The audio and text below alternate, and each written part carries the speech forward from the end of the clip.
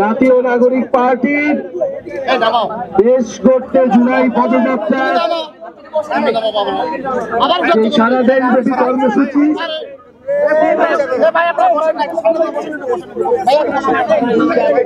সেই কর্মসূচির ধারাবাহিকতা আজকে আমরা ঠাকুরগাঁও এসেছি।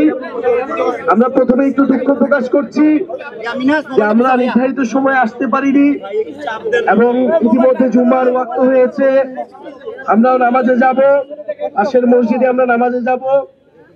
যাওয়ার আগে দুটি কথা, প্রিয় বন্ধুগণ, আমরা জানি জুলাই আগস্টে ঠাকুরগাঁও বিরুদ্ধে প্রতিরোধ গড়ে উঠেছিল।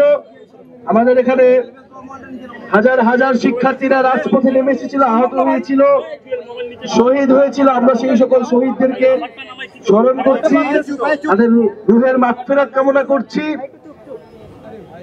জাতীয় নাগরিক পার্টি জুলাই গণ অভ্যুত্থানের পরে যে নতুন বাংলাদেশের স্বপ্ন, বৈষম্যহীন গণতান্ত্রিক বাংলাদেশ, কৃষক শ্রমিকের বাংলাদেশ, সাধারণ মানুষের বাংলাদেশ, ইনসাফের বাংলাদেশ, মর্যাদার বাংলাদেশ, সেই বাংলাদেশের জন্য লড়াই করছে।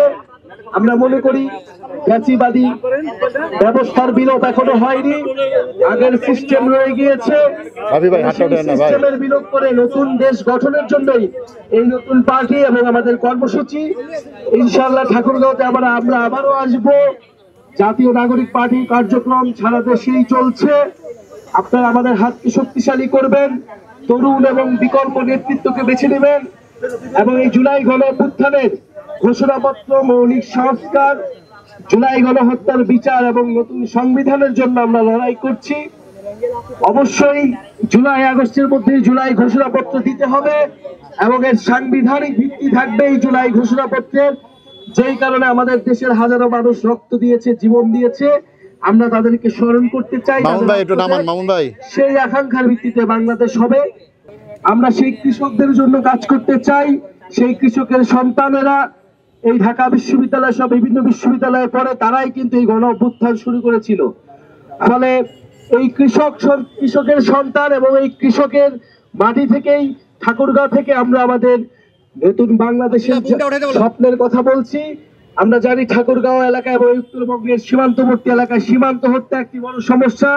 ভারতীয় সীমান্ত রক্ষী বাহিনী বাংলাদেশের নাগরিকদের নির্বিচারে গুলি করে হত্যা করে, বাংলাদেশের মানুষের মানবাধিকার হরণ করে এবং ইতিমধ্যে সাম্প্রতিক সময় আমরা দেখি যে ভারতের যারা মুসলিম রয়েছে তাদেরকে অবৈধ অভিবাসী বলে বাংলাদেশে পুষিন করার চেষ্টা করা হয়। আমরা হুঁশিয়ারি দিতে চাই, এটা হাসিনার বাংলাদেশ নয়, এটা গণ অভ্যুত্থান পরে ছাত্র জনতার বাংলাদেশ। বাংলাদেশ পন্থীদের হাতেই বাংলাদেশ চলবে। ফলে এই সীমান্ত হত্যা যে কোনো মূল্যে আমরা বন্ধ করব এবং উত্তরবঙ্গে ঠাকুরগাঁও সহ যে অবহেলিত জেলাগুলো রয়েছে সেখানে কোনো ধরনের আঞ্চলিক বৈষম্য, অর্থনৈতিক বৈষম্য থাকবে না।